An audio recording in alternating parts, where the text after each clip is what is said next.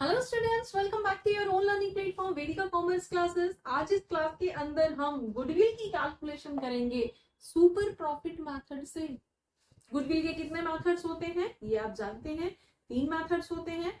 Average basis पे goodwill की calculation होती है, सुपर प्रॉफिट बेसिस पे गुडविल की कैलकुलेशन होती है एंड कैपिटलाइजेशन मेथड के बेस पे भी गुडविल की कैलकुलेशन होती है। तो आज इस क्लास के अंदर हम सुपर प्रॉफिट मेथड से गुडविल की कैलकुलेशन करना सीखेंगे और बहुत इजी टॉपिक है, लेकिन फिर भी कई बार कुछ कुछ बच्चों को इसमें प्रॉब्लम हो जाती है। तो अगर आपको भी इसमें कोई प्रॉब्लम होती है या इसको डिटेल में समझने का मन आपका है तो इस क्लास को लास्ट तक देखना बिना स्किप किए। डेफिनेटली आपको कुछ ऐसे पॉइंट्स मिलेंगे जो आपने अभी तक नहीं पढ़े होंगे या आपने उन्हें इग्नोर कर दिया होगा, ठीक है, लेकिन वो आपके एग्जाम पॉइंट ऑफ व्यू से इंपॉर्टेंट है।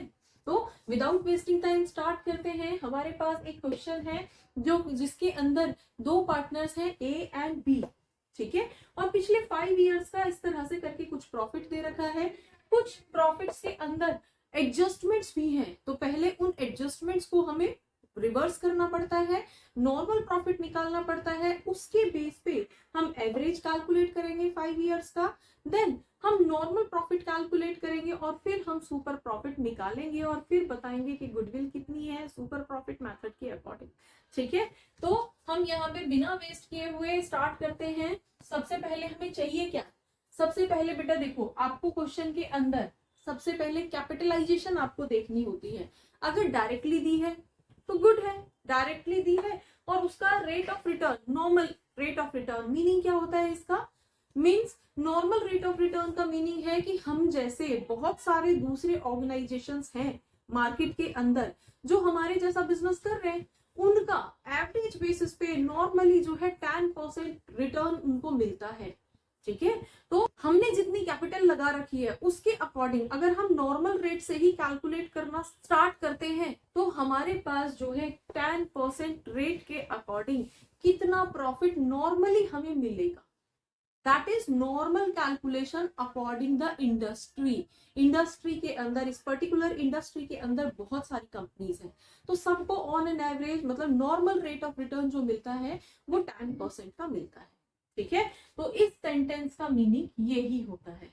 डन। तो हम समझ लेते हैं फिर कि अगर हमने कैपिटल जो है 15 लाख लगा रखी है, कैपिटल इंप्लॉयड, कैपिटल अलग वर्ड होता है और कैपिटल इंप्लॉयड का मीनिंग अलग होता है।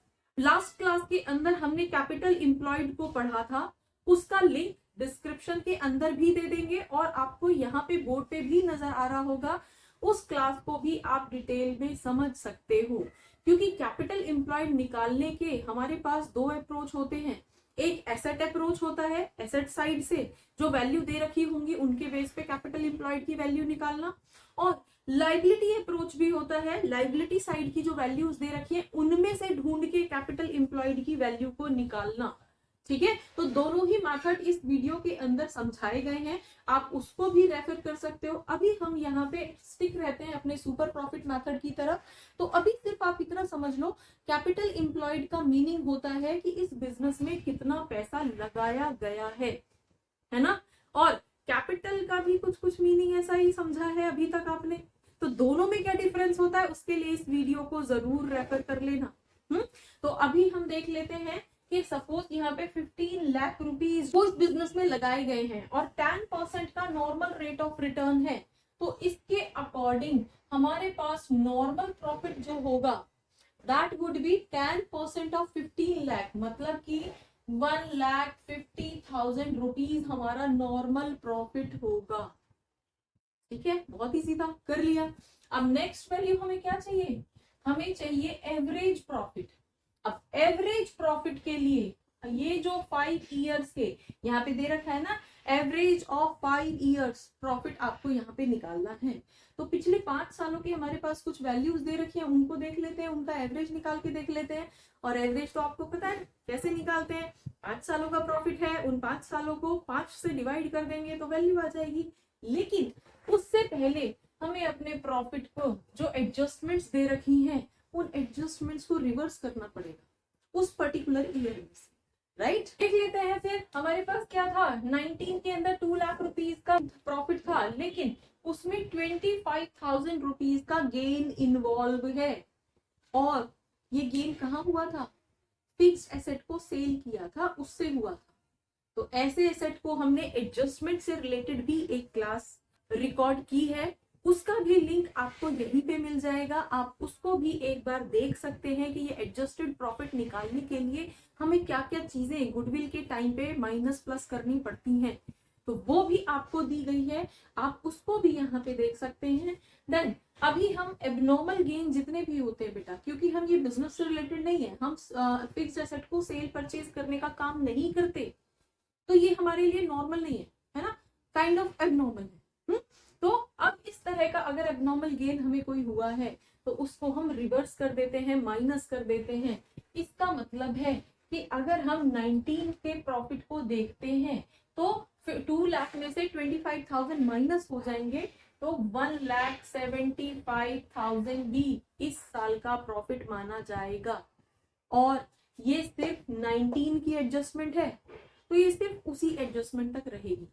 ठीक है, अगर closing stock over valuation under valuation होता तो वो नेक्स्ट ईयर को भी इफेक्ट करता। कैसे इफेक्ट करेगा अगेन इस वीडियो के अंदर आप देख सकते हैं। क्लियर? तो देन हमारे पास सेकंड नेक्स्ट वाली वैल्यू है एबनॉर्मल लॉस हो रखा है इसमें 1,70,000, तो हमारा प्रॉफिट दे रखा है, और ये तब है जब 50,000 का एबनॉर्मल लॉस हो गया। अब ये एबनॉर्मल लॉस क्या था इतनी डिटेल क्वेश्चन में नहीं दी है, एबनॉर्मल करके बोला है। हो सकता है आग लग गई हो उसका है, हो सकता है चोरी हो गई हो उसका है, तो इस तरह के लॉसेस जो है एबनॉर्मल लॉसेस की कैटेगरी के अंदर आते हैं। तो अगर हमारे पास किसी तरह का लॉस हुआ है तो लॉस को तो हम ऐड बैक कर देते हैं। देन हमारे पास क्या आ जाएगा यहाँ पे 2,20,000 रुपीज का प्रॉफिट आ जाएगा। कौन से ईयर का? 2020 का। ठीक है, नेक्स्ट आपके इन तीनों में तो कोई एडजस्टमेंट है ही नहीं, तो सिंपल ही हमारा इतना ही रहेगा। नेक्स्ट ये वाला जो प्रॉफिट है ये 2,30,000 रहेगा, और ये वाला प्रॉफिट जो है 2,50,000 ही रहेगा, है ना, क्योंकि इनमें तो कोई एडजस्टमेंट दे नहीं रखी है। राइट? तो अब हम जो एवरेज प्रॉफिट निकालेंगे वो इन सब के बेस पे निकालेंगे। एवरेज प्रॉफिट मेथड से किस तरह से कैलकुलेशन करनी है, वेटेड एवरेज से या सिंपल एवरेज से, उसको भी आप इस पर्टिकुलर वीडियो के अंदर देख सकते हैं। ठीक है बेटा, एक कंप्लीट प्लेलिस्ट गुडविल की हमने अपलोड कर रखी है, तो अगर आप देखना चाहते हैं तो आप वहां से देखिए, और देखिए आप वहां से आपको और हेल्प मिलेगी, आपके कॉन्सेप्ट क्लियर होंगे, आपके लिए हेल्पफुल रहेगी वो। ठीक है, तो अब हमारे पास यहाँ पे ये 5 प्रॉफिट्स हैं, इनके बेस पे हमें एवरेज प्रॉफिट निकालना है। तो एवरेज प्रॉफिट कैसे निकालते हैं? इन सबको ऐड कर दो, और कितने से डिवाइड करोगे? 1 2 3 4 5 से डिवाइड कर देंगे। ठीक है, तो हमारे पास जो वैल्यू आएगी दैट वुड बी 10,85,000। हमारे पास हम यहाँ पे कैलकुलेट कर लेते हैं 10,85,000 डिवाइडेड बाय 5। इन सबके टोटल से हमारे पास 10,85,000 आया है। तो इसके अकॉर्डिंग 2,17,000 हमारे पास एवरेज प्रॉफिट आ जाएगा।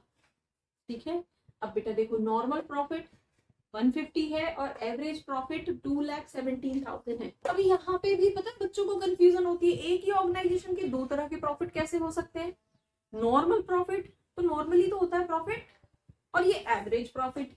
तो यहाँ पे बेटा देखो नॉर्मल प्रॉफिट का मतलब है हम और हमारे जैसी कंपनी जो स्पेसिफिक इसी प्रोडक्ट में डील करते हैं जिसमें हम बना रहे हैं। ठीक है, तो इसी तरह की कंपनी जो है ऑन एन एवरेज नॉर्मली इतना 10% का प्रॉफिट अर्न करती है, तो उसके बेस पे ये वैल्यू निकली थी। और 10% किसका? कैपिटल एम्प्लॉयड का। अब किसी ने जो है 15 लाख लगा रखी है, किसी ने 20 लाख लगा रखी है, ऑन एन एवरेज जो है 10% का प्रॉफिट इस तरह की कंपनियां कमाती हैं। That is normal profit. Fine. अब एवरेज प्रॉफिट, ये एवरेज है हमारा, हमारी कंपनी का। नॉर्मली 10% कमाते होंगे लोग, बाकी कंपनीज 10% कमाती होंगी, लेकिन ये हमारा प्रॉफिट है। हमने एक साल में इतना प्रॉफिट कमाया था, दूसरे ईयर में इतना कमाया था, हमने पिछले 5 सालों में ये प्रॉफिट कमाया है, हम 10% पे रिस्ट्रिक्ट नहीं है।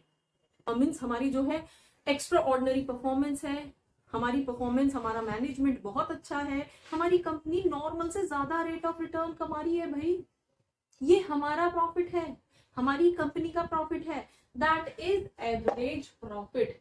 क्लियर हो गया? डन। अब सुपर प्रॉफिट का फॉर्मूला क्या रहता है? Super profit equals to average profit minus normal profit. Normally तो लोग 10% कमाते हैं, हमने इतना सारा कमाया है, ठीक है, 10% के अकॉर्डिंग तो सिर्फ 150 आ रहा है, और हमने कितना कमाया है? 2.17 लाख, है ना, 2,17,000 कमाया है हमने। कैसे? हम तो सुपर प्रॉफिट कमा गए, हम तो एक्स्ट्रा ऑर्डिनरी प्रॉफिट कमा लिया हमने, है ना। तो ये एक्स्ट्रा ऑर्डिनरी प्रॉफिट जो हमने कमाया है, बस इसी को तो सुपर प्रॉफिट कहते हैं। सुपर प्रॉफिट नाम से ही समझ में आ रहा है ना, तो बस इसी को तो सुपर प्रॉफिट कहते हैं। तो इस कंपनी ने कितना सुपर प्रॉफिट अर्न किया है? 2,17,000 में से 1,50,000 माइनस करेंगे तो 67 का सुपर प्रॉफिट कमाया है। ऑन एन एवरेज हमने ज्यादा कमाए हैं उन कंपनियों से जो हमारे ही जैसा बिजनेस करती हैं। समझ में आ गया? अब गुडविल तो वैसे ही निकलेगी जैसे हमेशा निकलती है। गुडविल कैसे निकालोगे? गुडविल के लिए हमें परचेज ईयर दे रखी है, 3 years purchase of super profit. तो 3 इंटू सुपर प्रॉफिट ये था, तो हमारे गुडविल की वैल्यू कितनी हो जाएगी? 2,01,000 हमारी जो है सुपर प्रॉफिट के बेस पे गुडविल की वैल्यू निकल के आ जाएगी। बस इतना सा था, ठीक है। तो होपफुली आपको समझ आया होगा कि किस तरह से हम सुपर प्रॉफिट मेथड से गुडविल की वैल्यू कैलकुलेट करते हैं। बस छोटी छोटी चीजें हैं, एग्जामिनर आपका प्रैक्टिकल एग्जाम के अंदर पूछ सकता है कि नॉर्मल प्रॉफिट और एवरेज प्रॉफिट में क्या डिफरेंस है, तो आपको ये पता होना चाहिए। तो होपफुली आपको ये समझ आया होगा, और डिटेल्ड में आपको over valuation, under valuation of closing stock, या फिर हम कैपिटल एम्प्लॉयड कैसे निकालते हैं, इस तरह की चीजें हमने अलग वीडियोस के अंदर अपलोड कर रखी हैं। आप उनको भी फॉर श्योर रेफर कीजिए, आपके लिए बहुत हेल्पफुल होगी। सो अगर आपको अच्छा लगा तो इस वीडियो को अपने फ्रेंड्स के साथ भी शेयर करिए। For more keep watching, keep learning. Thank you.